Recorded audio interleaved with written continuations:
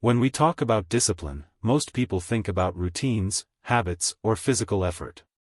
But the truth is, the real war is not outside, it's inside.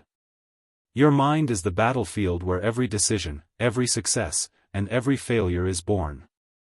Before you ever quit, your mind quits first. Before you ever win, your mind decides to keep going. That's why the discipline of the mind is the most powerful discipline of all.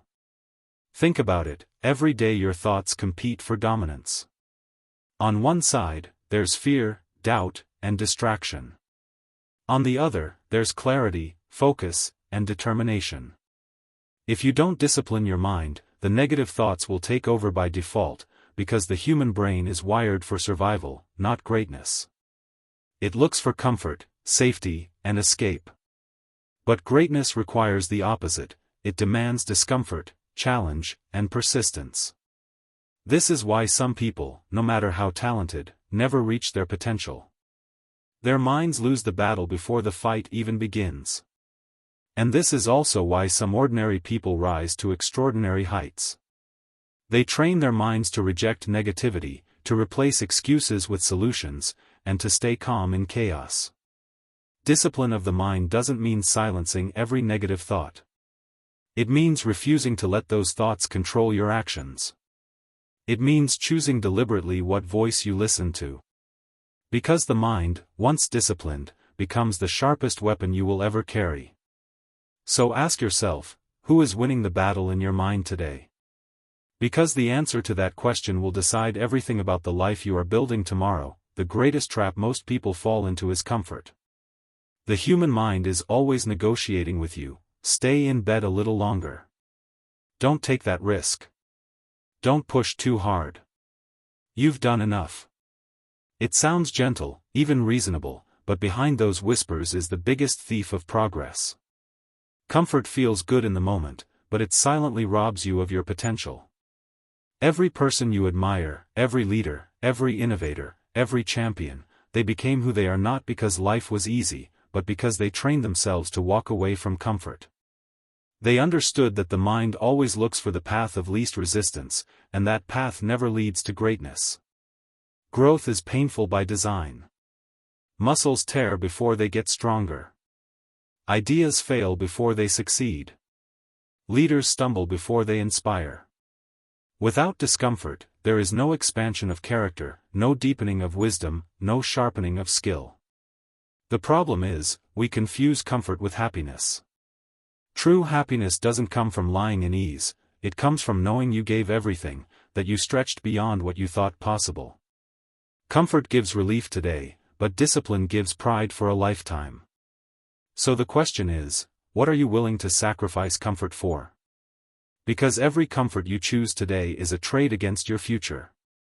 You can't stay safe and become strong at the same time. You can't cling to ease and expect extraordinary results. If you want to grow, you must learn to make friends with discomfort. Not just tolerate it, embrace it.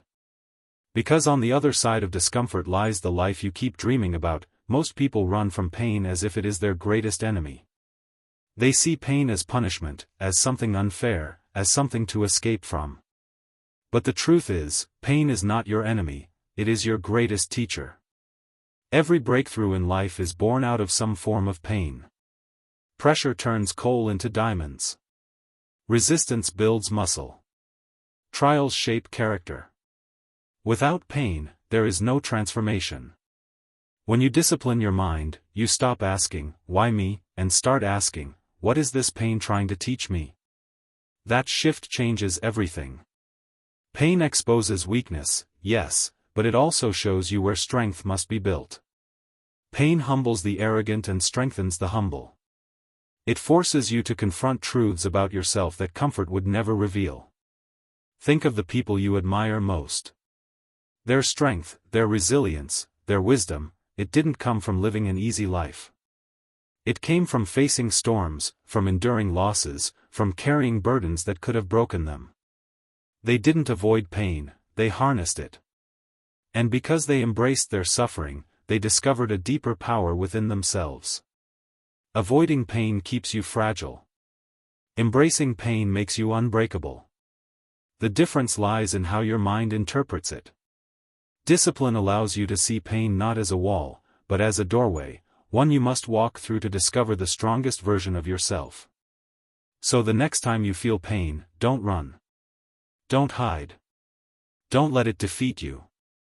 Lean into it. Let it refine you. Because every scar you carry can either be a mark of weakness or a badge of strength. The choice is yours. Most people misunderstand freedom. They think freedom means doing whatever you feel like, whenever you feel like it. But that kind of freedom quickly becomes a prison.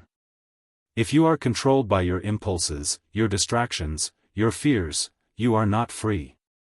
You are a slave to them. True freedom doesn't come from giving in to every desire. It comes from mastering those desires.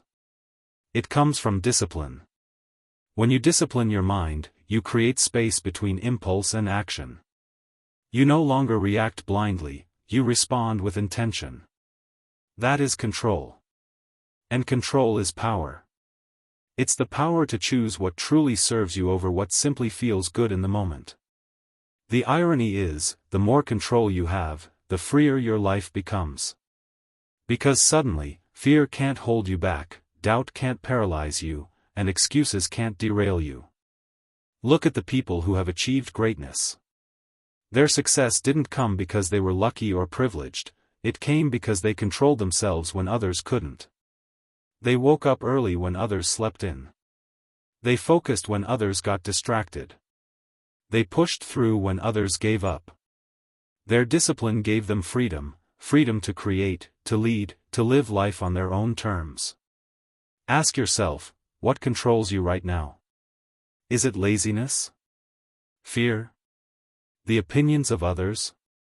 Whatever it is, know this, until you take control of it, you will never taste true freedom. Because freedom is not the absence of rules, it is the presence of self-mastery. And once you master yourself, there is nothing in this world that can master you.